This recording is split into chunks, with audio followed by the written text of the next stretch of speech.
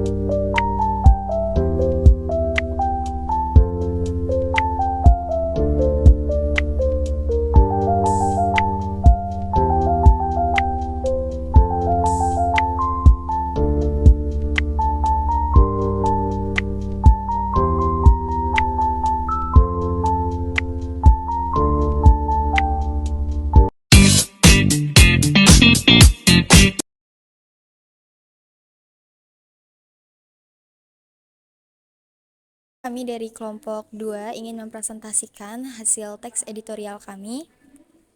Perkenalkan, nama saya Aisyah. Perkenalkan, nama saya Saharani Putri Azari. Perkenalkan, nama saya Risma Widya. Perkenalkan, nama saya Kesha Marsala Syarani. Perkenalkan, nama saya Tasya Bila Sutomo.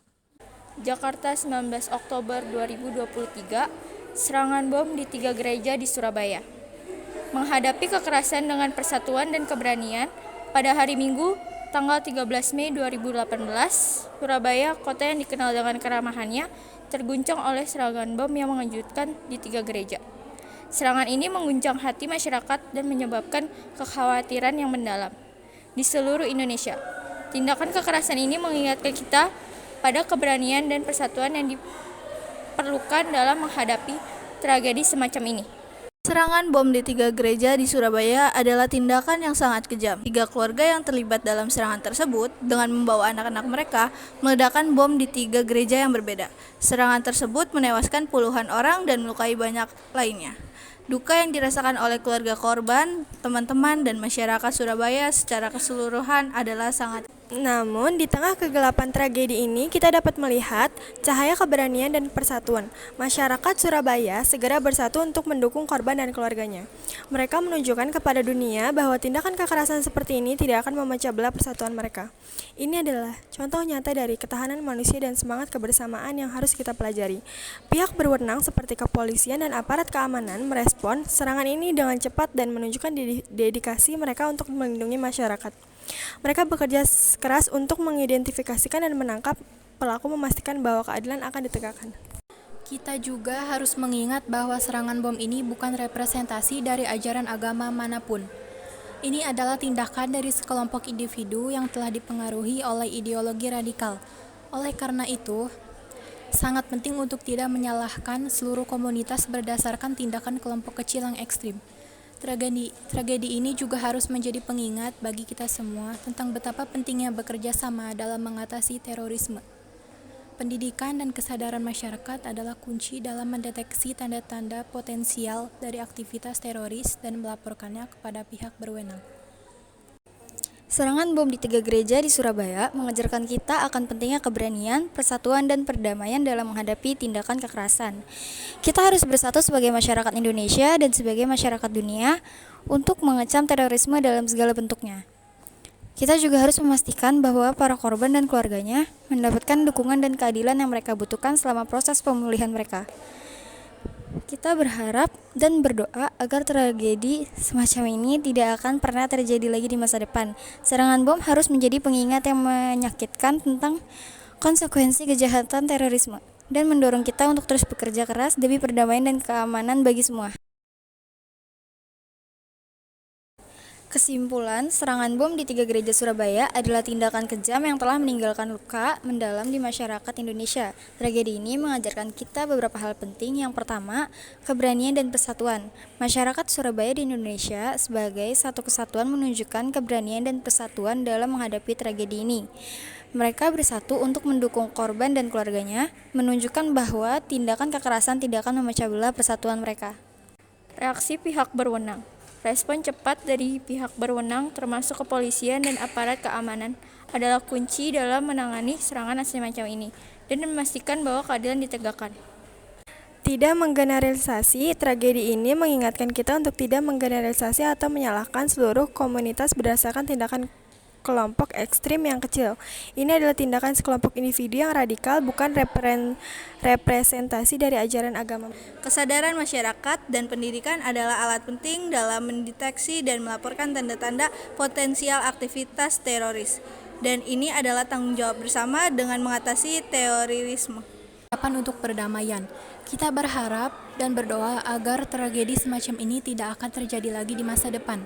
Serangan bom adalah pengingat yang menyakitkan tentang konsekuensi kejahatan terorisme dan mendorong kita untuk terus bekerja menuju perdamaian dan keamanan. Pendapat saya tentang kasus ini adalah kekejaman terorisme. Serangan bom di 3 gereja di Surabaya adalah contoh nyata kekejaman tindakan teroris yang merusak kehidupan orang yang tidak bersalah. Kejahatan semacam ini tidak dapat diterima dan harus mendapatkan kecaman luas. Solidaritas masyarakat. Salah satu aspek positif yang muncul dari tragedi ini adalah solidaritas masyarakat. Masyarakat Surabaya dan seluruh Indonesia bersatu dan mendukung para korban dan keluarganya, menunjukkan kekuatan persatuan dalam menghadapi serangan teror. Pendapat yang selanjutnya yaitu peringatan untuk pencegahan. Tragedi ini adalah pengingat akan pentingnya pencegahan terorisme. Pendidikan dan kesadaran masyarakat sangat penting dalam mengidentifikasi dan melaporkan potensi aktivis teroris. Pendapat saya tentang kasus ini yaitu perlu keadilan. Para korban dan keluarganya berhak mendapatkan dukungan dan keadilan. Proses hukum harus memastikan bahwa para pelaku tindakan terorisme bertanggung jawab atas tindakan mereka. Pendapat saya tentang kasus ini adalah toleransi dan pemahaman. Serangan ini juga menegaskan pentingnya mempromosikan toleransi antar agama dan pemahaman antar kelompok di masyarakat untuk mencegah radikalisasi dan kekerasan berbasis agama. Sekian dari kelompok kami, kurang lebihnya mohon maaf. Wassalamualaikum warahmatullahi wabarakatuh.